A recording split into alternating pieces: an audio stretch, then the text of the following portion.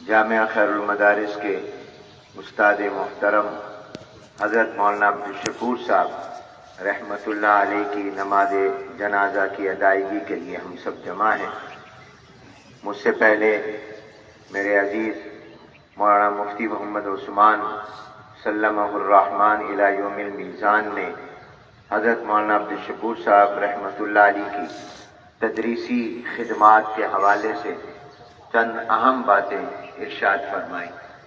حضرت مولانا عبدالشکور صاحب رحمۃ اللہ علیہ جامعہ خیر المدارس میں ایک زمانے تک، ایک عرصے تک استاد رہے۔ بالخصوص ابتدائی درجات کے طلباء کو پڑھاتے تھے، اور ابتدائی اور شروع کے جو درجات ہوتے ہیں ان کے طلباء کو پڑھانا، ان پر محنت کرنا، یہ اوپر اور بڑے درجات کے مقابلے میں زیادہ مشکل ہوا کرتا ہے، اس لیے کہ وہ بچے کا لاشعوری کا زمانہ ہوتا ہے اور ابھی اس کی عقل اور اس کا شعور پختہ نہیں ہوا ہوتا۔ تو ایسے زمانے میں کسی کو پڑھانا، اس کو پر محنت کرنا اور اسے جوہر قابل بنانا، یہ ماہر استادوں کا ہی کام ہوا کرتا ہے۔ اس لیے عام طور پر یونیورسٹیوں میں، کالجوں میں یا مدارس میں جو فوقانی درجات ہیں، بی اے یا ایم اے کے یا ایف اے کے درجات کے اساتذہ کا پڑھانا، وہ بھی اپنی جگہ اہم ہوتا ہے، لیکن پرائمری کے بچوں کو پڑھانا اور مڈل کے بچوں کو پڑھانا زیادہ عام ہوتا ہے، اس لیے کہ بنیاد یہیں سے بنتی ہے، اور بنیاد مضبوط ہو جائے تو پھر آگے عمارت بھی مضبوط ہوتی ہے۔ تو ہمارے مولانا عبدالشکور صاحب رحمۃ اللہ علیہ خیر المدارس کے ان اساتذہ میں تھے جو طلباء کی بنیادی تعلیم میں جن کا کلیدی کردار ہوتا تھا، جہاں سے طالب علم بنتا ہے اور علم حاصل کرنے کی بنیادی استعداد جس زمانے میں پیدا ہوتی ہے، اس میں یہ استاد تھے، اور اپنے فن میں بالخصوص فارسی میں بڑے ماہر تھے۔ اللہ تبارک و تعالیٰ ان کی ان خدمات کو قبول فرمائے، اور یہ خیر المدارس ان کے لیے بڑا صدقہ جاریہ ہے۔ اتفاق ہے کہ ہمارے ہاں آج کل چھٹیاں ہیں، ششماہی امتحانات ہوئے تو آنے والے جمعے تک چھٹیاں ہیں، لیکن یہ در و دیوار، یہ فضا اور یہ زمین گواہ ہے کہ مولانا عبدالشکور صاحب رحمۃ اللہ علیہ نے یہاں دینی خدمات اور قرآن و حدیث کے پڑھانے کی خدمات سر انجام دی ہیں۔ جب کوئی دنیا سے جاتا ہے تو جناب نبی کریم رحمت عالم حضور اکرم صلی اللہ علیہ وآلہ وسلم نے ارشاد فرمایا کہ اس کے نیک اعمال کا زمانہ ختم ہو جاتا ہے۔ قبر میں نماز نہیں ہے، روزہ نہیں ہے، زکوٰۃ نہیں ہے، حج نہیں ہے، تلاوت نہیں ہے، ذکر نہیں ہے، یہ سب اس دنیا کی زندگی میں ہی ہے۔ آنکھ بند ہوئی تو اب نیک اعمال کا زمانہ بھی ختم ہو گیا، جو کرنا ہے یہی کر لو۔ لیکن فرمایا کہ وہ آدمی جو تین میں سے کوئی ایک چیز چھوڑ جائے تو وہ قبر میں بھی چلا جائے تب بھی اس کے نیک اعمال کا سلسلہ جاری رہتا ہے۔ نمبر ایک فرمایا کہ اگر کوئی جانے والا نیک اولاد چھوڑ جائے، اب اگرچہ وہ خود تو قبر میں چلا گیا، مگر اس کی جب نیک اولاد پیچھے موجود ہے تو نیک اولاد قرآن پڑھے گی، صدقہ خیرات کرے گی،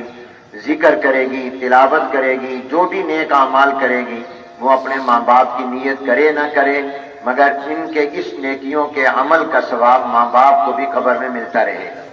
گویا اس کا یہ نیکیوں کا دریا اور نہر چلتی رہے گی۔ اس کی آنکھ بند ہونے سے اس کا یہ دریا اور یہ نہر بند نہیں ہوئی۔ دوسرا فرمایا کہ کوئی ایسا علم چھوڑ جائے جس علم سے لوگ فائدہ اٹھا رہے ہوں، مثلا اس کے شاگرد ہوں یا اس نے کوئی کتابیں لکھی ہوں، اب اس سے لوگ پڑھتے ہوں، علم حاصل کرتے ہوں، یا ان کے شاگردوں سے علم حاصل کرتے ہوں، تو اگرچہ وہ تو چلا گیا لیکن اس کے بعد والے شاگردوں اور کتابیں اس کی جو لکھی ہوئی تھی، اس کے علم کا فائدہ اور اس کا ثواب اسے قبر میں پہنچتا رہتا ہے۔ یہ گویا وہ نہر ہے جو جاری رہتی ہے، جو بند نہیں ہوتی۔ اس کے علم کا ثواب اور اس کے جو شاگرد خدمت کرتے رہتے ہیں وہ ان کو ثواب ملتا رہے۔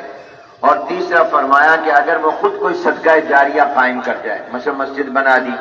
مدرسہ بنا دیا،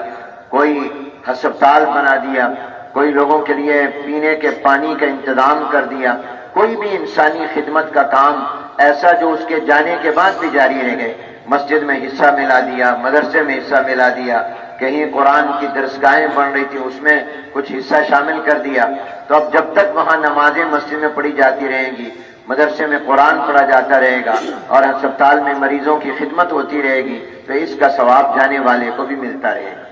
تو یہ تین اگر کر جائے تو اگر میں یہ کہوں تو غلط نہیں ہوگا کہ حضرت مولانا عبدالشکور صاحب رحمت اللہ علیہ الحمدللہ ان میں سے پہلا عمل یہ کر گئے کہ وہ ایسی اولاد چھوڑ گئے جو نیک ہے. ماشاءاللہ ان کی اولاد نیک ہے. ان کے ایک بیٹے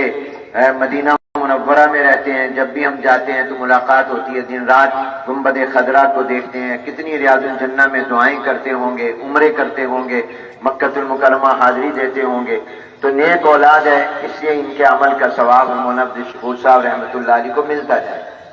اور دوسرا جو ہوتا ہے علم چھوڑ جائے تو الحمدللہ یہ علم بھی ان کے کتنے شاگرد ہیں جو انہوں نے ان سے خیر المدارس میں اور دوسری جگہوں میں پڑھا ہے،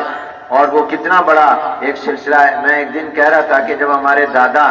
حضرت مولانا خیر نثار رحمۃ اللہ علیہ میدان معاشر میں آئیں گے تو انہوں نے جو خیر المدارس قائم کیا تھا ہندوستان میں 1931 میں اور یہاں 1947 میں، اور اب تک یہاں سے سینکڑوں ہزاروں حافظ قاری عالم بچے بن کر گئے ہیں. تو جب میرے دادا میدان معاشر میں آئیں گے تو ان کے پیچھے شاگردوں کی کتنی لمبی قطار ہوگی، شاگردوں کے شاگرد، شاگردوں کے شاگردوں کے شاگرد. حضرت قاری رحیم بخش صاحب رحمۃ اللہ جنہوں نے 40 سال یہاں قرآن پڑھایا، تو جب وہ میدان معاشر میں آئیں گے تو ان کے پیچھے کتنے شاگردوں کی لائن اور قطار لگی ہوئی ہوگی، بے شمار ہوگی، اور ملائکہ بھی دیکھ کر فخر کریں گے کہ یہ کون اللہ کا بندہ ہے جس کے پیچھے اتنی بڑی تعداد میں لوگ آ رہے ہیں. تو اس لحاظ سے یہ مولانا عبدالشکور صاحب بھی اپنے شاگرد چھوڑ گئے جو مختلف جگہوں پر الحمدللہ پڑھا رہے ہیں، اور ان کے علم کا سلسلہ بھی جاری.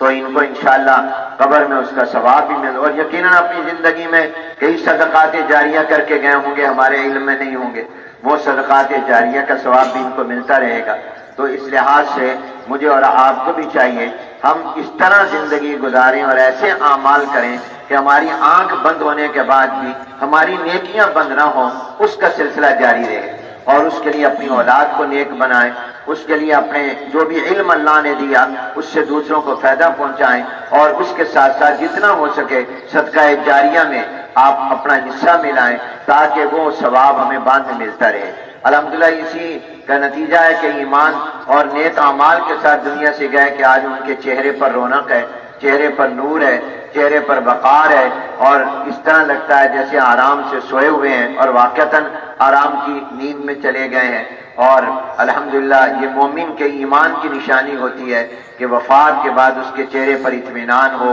سکون ہو، اور رونق ہو، وقار ہو. اللہ تبارک و تعالی حضرت مولانا کے درجات آخرت کو بلند سے بلند تر فرمائے. آپ کچھ فرمائیں گے؟ تو اب آپ حضرات صفیں درست فرما لیں.